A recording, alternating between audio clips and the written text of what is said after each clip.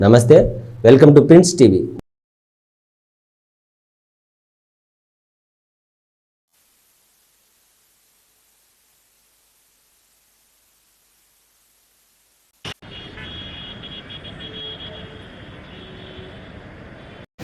నేను బీజేపీ వెంకయ్య నాయుడు భావమర్తిని. భావమతులు బంధాలు కానీ రాజకీయ సంబంధాలు ఏమి లేవు, వ్యాపార లావాదేవీలు కానీ ఏమీ లేవు. వాళ్ళ పనులు వాళ్ళే, మా పనులు మనమే. కానీ ఇక్కడికి ఎందుకు వచ్చారంటే సత్యకుమార్ అనే అసత్య కుమార్ బీజేపీ ధర్మవరం సీట్ ఇక్కడ పోటీ చేస్తున్నారు. కాబట్టి భారతీయ జనతా పార్టీలో ఎంతో మంది సీనియర్లు ఉన్నారు, మేధావులు ఉన్నారు, పెద్దలు ఉన్నారు, ఆర్ఎస్ఎస్లో ఉన్నారు, ఏడీపీలో ఉన్నారు, మహానుభావులు ఎంతో మంది జీవితాలను నాశనం చేసుకున్న వాళ్ళు ఉన్నారు భారతీయ జనతా పార్టీలో.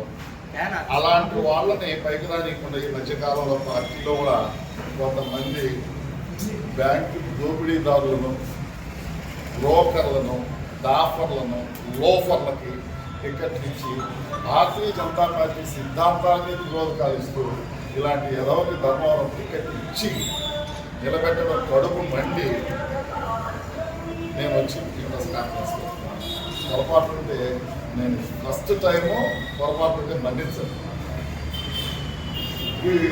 ఈ అసత్య కుమార్ అనేవాడు పొద్దుటూరులో పుట్టాడు. ఈ మహారాష్ట్ర కోర్పాలసీ పొద్దుటూరుకు వచ్చారు. పొద్దుటూరులో పుట్టి మదనపల్లిలో ఏదో చదువుకుంటున్నాడు.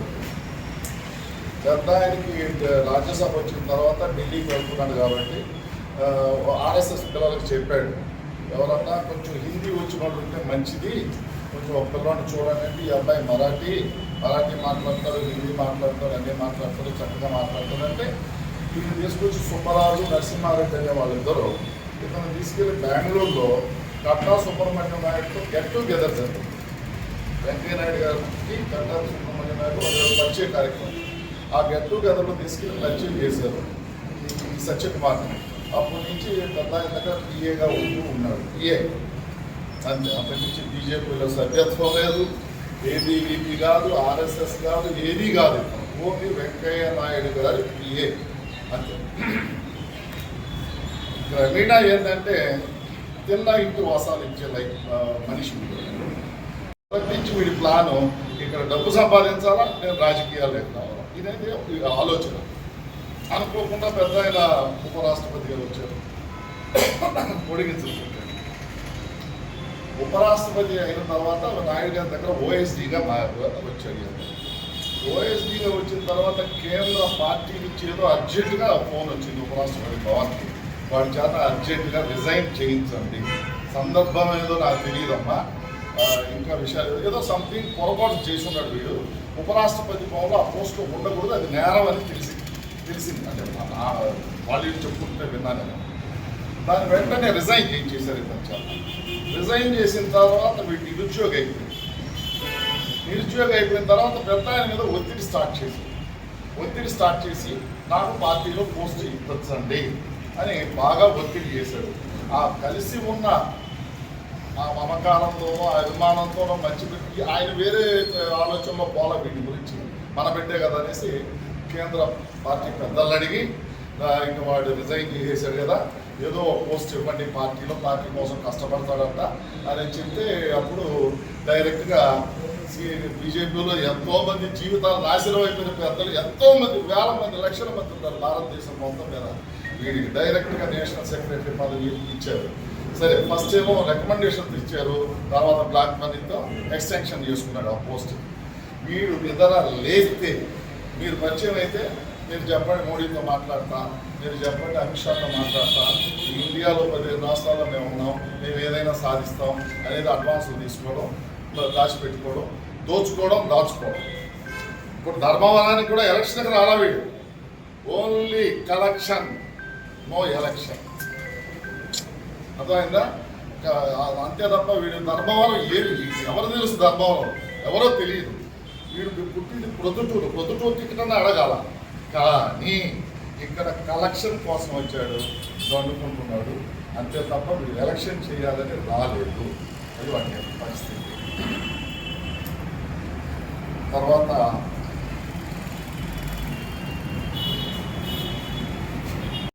వందల కోట్లు దోచుకుంటున్నారు. 13వ తేదీ ఎలక్షన్ అయిపోయిన తర్వాత ఇంక మళ్ళీ ఎవరు ఫోన్ చేసినా ఎత్తడు, ఎవరికి కనిపించడు, మళ్ళీ ఇంకొక బిజినెస్కి వెళ్ళిపోతాడు. వీరు ఉద్దేశం హైదరాబాద్లో జన్వాడ అనే ఊరు ఉంది. అక్కడ 5 acres గెస్ట్ హౌస్ ఉంది. ఇక్కడికి చాలా ఉన్నాయి. ఆ గెస్ట్ హౌస్లో చేరి సాయంత్రానికి అందరికి కార్పొరేట్ కంపెనీలు పిలుస్తాడు. వాళ్ళకి శుభ్రంగా పార్టీలు అన్నీ ఇస్తాడు. అది ఏది కావాలంటే అది నడిచిపోతుంది. ఇక్కడ కాకపోతే విదేశాలకి స్పెషల్ ఫ్లైట్ వేసుకుని వెళ్తాడు. ఆడ కావాలంటే అన్నీ జరిగిపోతాయి. ఆడ కలెక్షన్ అడ్వాన్స్లు అంటాడు, అది అంటాడు, ఇది అంటాడు. ఎవడో కూడా ఆశ కదా, చెప్పి చూపిస్తాడు కదా. ఏంటా మోడీతో మాట్లాడేది, అమిత్షాతో మాట్లాడి చూపిస్తాడు కదా. ఎవరో ఈ రోజుల్లో చదువుకున్న వాళ్ళే మోసపోతున్నారు జనాలు. ఎందుకంటే వీళ్ళమ్మో ఏదైనా చేయగలడు అనేసి అక్కడ అడ్వాన్స్లు ఇస్తారు. ఈ అడ్వాన్స్లని బినామీ పేరుతో పెట్టుకొని హైదరాబాద్లో కొంత, ఢిల్లీలో కొంత, బెంగళూరులో కొంత, విశాఖపట్నంలో కొంత, విజయవాడ కొంత, అక్కడంతా కొంతమంది బినామీలు పెట్టుకొని చేసుకుంటూ డెవలప్ చేసుకుంటున్నాడు. అది అతని విషయము. అది చెప్పడానికే నేను వచ్చా. అంతకు మించి నాకు వేరే ఏది లేదు. వెంకయ్య నాయుడు వారసుడు అంటాడు, కానీ ఇది వారసుడు కాదు. అర్థమైందా? వీడి కులమే అబద్ధం. వీడికి పెళ్లి చేశాను, నేను చేశాను పెళ్లి. నాకు చిన్నాన మనవరాలు ఇచ్చి పెళ్లి చేశాను నేను. ఎందుకంటే మన ఇంట్లో ఉన్నాడు, మన బిడ్డే, మనకు నమ్మకంగా ఉంటాడని నా చిన్నాన మనవరాలు ఇచ్చి పెళ్లి చేస్తే ఆ పెళ్లి పెటాకులు అయిపోయింది. ఆ అమ్మాయి కూడా వీడి దాడిని తట్టుకోలేక ఫస్ట్ ఫ్లోర్లో ఒకరు, థర్డ్ ఫ్లోర్లో ఒకరు, 8th ఫ్లోర్లో ఒకరు పెట్టుకుంటే తట్టుకోలేక వాడు ఆ అమ్మాయి డివోర్స్ ఇచ్చింది, వెళ్ళిపోయింది. ఆ అమ్మాయి వెళ్ళిపోయిన అమ్మాయి మొన్నెందుకు వచ్చిందని అని అడగచ్చు. కానీ వీడేంటంటే ప్యాకేజ్, నువ్వు నాకు ఎలక్షన్ క్యాంపెయిన్కి వస్తే ప్యాకేజ్ నీకు ఇది ఇస్తా అని ఆశ పెడతాడు. అందుకు వచ్చింది. తర్వాత ఎవరో 10 మంది క్వశ్చన్ చేశారు, ఆ పాప వెళ్ళిపోయింది. తర్వాత వీడికి పక్కా హేతువాది. ఏ గుడికి వెళ్ళడు, ఏ దేవుడికి దండం పెట్టడు, ఏ గోవు ముసులు ఏదో పోతాడు. మోడీ గారు వెప్పు కోసం యోగి గారు చేస్తారని ఇది తప్ప పక్కా హేతువాది వాడు. ఇవన్నీ అతని నోటి కూడా చెప్పేది ప్రతిదీ అబద్ధం, నిజమనే పదం ఉండదు. అది యాదవ్ కాదండి, ఓసీ సర్టిఫికేట్ ఇస్తాం. ఓసీ ఏ క్యాస్ట్ లేదు ఆడ.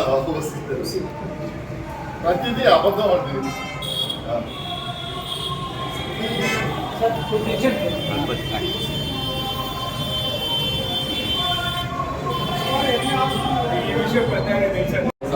నాయుడు గారు వాళ్ళకి వారసత్వం ఉంది, జవసత్వాలు కూడా ఉన్నాయి.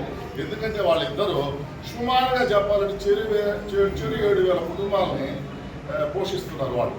అలాంటి బిడ్డలు ఉన్నారు కదా. అది వాడు మీరు అందజేసి వారసత్వం వాళ్ళు మీరు ప్రెస్ మీట్ పెట్టి వెంకయ్య నాయుడు గారు అంటే తెలుసుకుంటారు. వందలు కాదు. నేను కాణిపాకం స్వామి మీద ఒట్టేసి చెప్తున్నా అండి. నేను ఆ స్వామిని నమ్మి ఉన్నాను. నన్ను వీళ్ళందరూ పెట్టిన టార్చర్లకి స్వామి మీద ఒట్టేసి చెప్తున్నాను. వాడంత దుర్మార్గుణ్ణి మీరందరూ కూడా ఎంకరేజ్ చేయకూడదు. దయచేసి అర్థం చేసుకోండి. నేను చెప్పిన విషయాలే కాదు, మీరు ఎంక్వైరీ చేసుకోండి. మీకు తెలియని విషయాలు మాకు తెలియదు. దయచేసి అలాంటి దుర్మార్గుని దూరంగా పెట్టడం చాలా మంచిది. ఏదేదో ఒక పార్టీకి ఆ పార్టీకి రాలేదు. వాడు మంచి మనిషి కాదు. ఎవరు? ఆర్ఎస్ఎస్కి సంబంధం లేదు, ఏబీవీపీకి సంబంధం లేదు, బీజేపీకి సంబంధం లేదు, జనసేనకి సంబంధం లేదు. ఆర్ఎస్ఎస్లో ఎందరో మహానుభావులు, బీజేపీలో ఎందరో మహానుభావులు, ఏబీవీపీలో ఎందరో మహానుభావులు. ఆ మహానుభావులందరూ ఎక్కడో వెనకాలకి ఈ మధ్య లేటెస్ట్గా 840లు 1680లు వీళ్ళు బ్యాంక్ దోచుకున్న వాళ్ళు వీళ్ళు వస్తే వాళ్ళకి టికెట్ ఇచ్చి వాళ్ళని ఎంకరేజ్ చేసి వాళ్ళు ప్యాకేజ్ ఇస్తే ఢిల్లీ నాయకులు వాళ్ళకి వచ్చి ప్రచారం చేసింది తప్ప ఒరిజినల్ బీజేపీ వాళ్ళకి ఎవరికి, కష్టపడిన బీజేపీ వాళ్ళు ఎవరికి, కష్టపడిన ఆర్ఎస్ఎస్ వాళ్ళు ఎవరికి, కష్టపడిన ఏబీవీపీ వాళ్ళు ఎవరిని పార్టీ ఎంకరేజ్ చేయడం లేదని నేను అనుకుంటున్నాను. ఇది పాత కొంతమంది భాస్కర్ నాయుడు గారు ఎన్నికల సమయంలో మీరు వచ్చి ఇలా మాట్లాడుతున్నారు. కేవలం రాజకీయాల్లో దెబ్బ కొట్టాలి తప్ప నాకేమీ లేదు. నాకు అసలు ఎన్నికల నాకేమీ సంబంధాలు లేవు. నేను చెప్పా ఫస్ట్ నాయుడు గారికి నాకు బావా బాధవే కానీ రాజకీయ సంబంధాలు లేవని చెప్పాను. కానీ నేను ఇలాంటి వాళ్ళని పత్రికా ముఖ్యంగా తెలియజేయాలా. వెంకయ్య నాయుడు గారు సత్యకుమార్ గారికి సపోర్ట్ చేస్తున్నారా లేదా అంటే ఏం చెప్తారు? అది వాళ్ళ నాన్న సార్ బావమహమ్మద్ సంబంధాలు లేవు. అవి కూడా లేవు. ఏదన్నా కార్యాలకి వాళ్ళు పిలిస్తే వెళ్ళడం జరగదు తప్ప నాకు అంత దగ్గర సంబంధాలు లేవు. నేను ఒకటే చెప్తున్నా, నేను అబద్ధం చెప్పి సాధించబడ్డా. స్వామి మీద ఒట్టేసి చెప్తున్నా, రారా పెళ్లికి రాకుంటే బాగుండరా, పలానా కార్యానికి రాకుంటే దూరంగా పెట్టండి. ఇలాంటి దొంగని దగ్గరకు రాని బాగుంది. ధర్మవరంలోనే ధర్మం ఉంది. వీడు ఏ కులమో ఎవరికి తెలియదు. వీడికి ఇంకా ఒక మాట చెప్పొచ్చో చెప్పకూడదు. వీడు నాయుడు గారి దగ్గర ఉంటేనే కమ్మ ద్వేషి. వీడు కమ్మ వాళ్ళంటేనే యాంటీ. వీడికి కమ్మ వాళ్ళ దగ్గరే డబ్బు సంపాదిస్తారు. ఇప్పుడు 3-4 వందల సుమారుగా కమ్మ కార్పొరేట్ కంపెనీల దగ్గర డబ్బు సంపాదిస్తారు. కానీ కమ్మ వాళ్ళంటే యాంటీ. దయచేసి ధర్మవరంలో ఉండే కమ్మ నాయకులు కూడా కొంచెం ఆలోచించాలని వేడుకుంటున్నాను. నేను ఒక అబద్ధం చెప్పనని నాకు అవసరం లేదు. కానీ వీడు చేసిన ఘోరాలు ఉన్నాయి.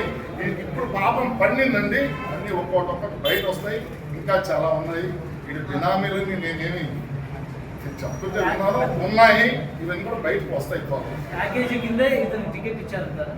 ప్యాకేజీ లేదే ఏమి లేదని మన అందరికీ తెలిసిందే కదా. ఇప్పుడు ప్యాకేజీ అంటే బీజేపీలో పరిస్థితి అంతా ఇప్పుడు ఆ విధంగా ఇప్పుడు బీజేపీలో అదే కదా ఉంది. ఆంధ్రప్రదేశ్లో పరిస్థితి ఏంది? చంద్రబాబు నావాడే, జగన్మోహన్ రెడ్డి నావాడే.